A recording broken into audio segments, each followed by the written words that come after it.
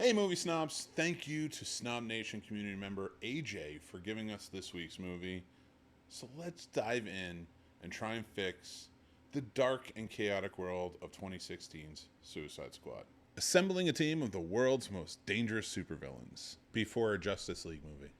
The government provides them with the most powerful arsenal at the government's disposal and sends them off on a mission to defeat a mysterious and insurmountable entity. Directed by David Ayers, Suicide Squad was an attempt by DC and Warner Brothers to create a darker, grittier, ensemble superhero movie.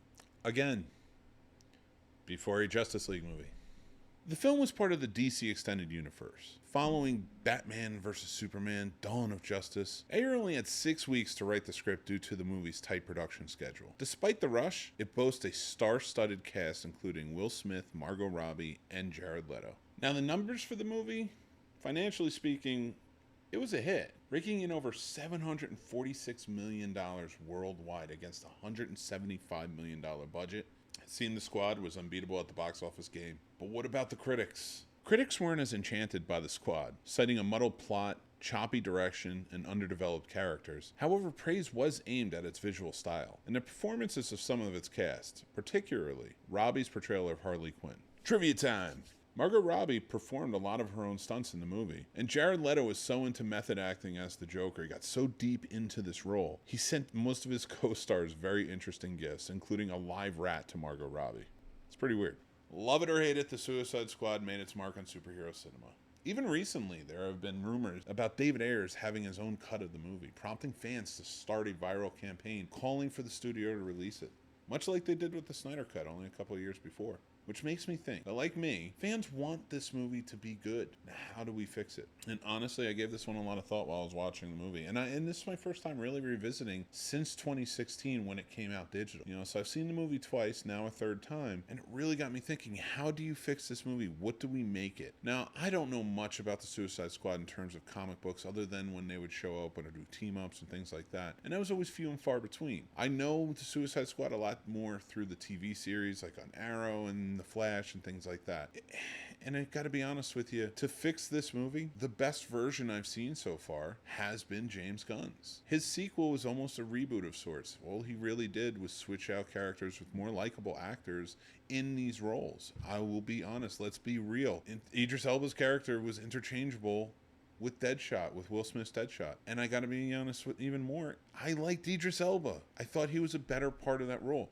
I'm sad about the Joel Kinnaman character. I think he played a great Rick Flag in the movie. But there was a lot of things that really added to it. We got Peacemaker out of it and so much more. Margot Robbie still in place as Harley Quinn, who the best rendition, right? So my fix for this would be go watch Suicide Squad from a couple of years ago, 2021 with James Gunn. I think that's the best fix for a movie like this. It's a better version. He really kind of got the heart and soul of what the Suicide Squad is supposed to be.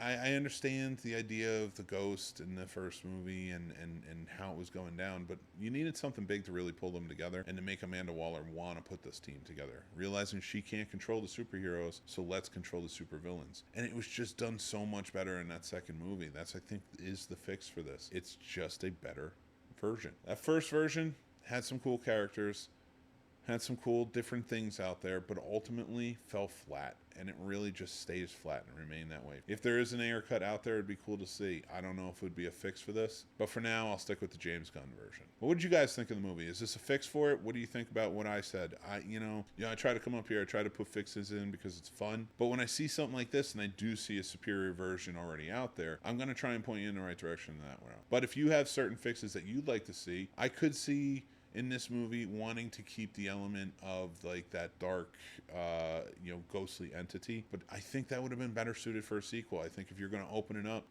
weirdly enough in reverse, James Gunn version having Starro and them going up against them, Starro at the end really added to it, and it made you realize that the Suicide Squad is more than just this vicious team of killers, and it's not just dark and gritty. There can be comedy to it, and I felt that so much more in the second one. And I really like that aspect of it. So I'm going to stick with that as my fix. I'd love to hear what you guys think. Sound off. Hopefully you like this episode. Thank you again to AJ for giving it to me. I'm Mick Manhattan from the Scene Snobs. If you like this, please check out more of our shows over on YouTube. We have tons of podcasts you can go check out as well, including the Scene Snobs Podcast, Warp Factor Fiction, a Star Trek rewatch podcast, Totally Tubular 80s and 90s rewatch podcast, and more. Guys, I'm so excited to share this with you and do this with you. Thank you guys. Make sure to hit like and subscribe. That really helps. And if you hit the notification bell, you'll know when all our great shows are on. But thanks again. Follow us on social media, and I will talk to you guys very, very soon. Take care.